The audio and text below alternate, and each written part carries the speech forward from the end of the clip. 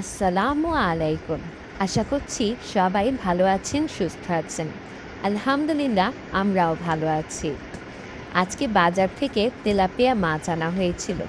তাই ভাবলাম এখান থেকে কয়েক পিস ভেজে নেই। যেই ভাবা সেই কাজ। ৪ পিস তেলাপিয়া নিয়ে খুব ভালো করে ধুয়ে পরিষ্কার করে এগুলোকে ম্যারিনেট করে নিলাম। গুঁড়ো মরিচ, হলুদের গুঁড়ো, লবণ, সামান্য একটু সয়া সস আর অল্প একটু লেবুর রস দিয়ে এগুলোকে ঘন্টাখানিক রেস্টে রেখে দিয়েছিলাম। তারপর তেল গরম করে এগুলোকে হালকা আঁচে এপাশ ওপাশ উল্টে খুব ভালো করে ভেজে নিয়েছি। গরম ভাতের সাথে এই মাছ ভাজাটা খেতে দারুণ লাগে।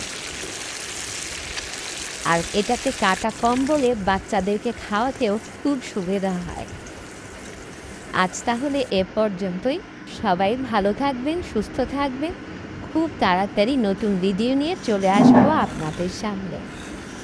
আল্লাহ হাফেজ।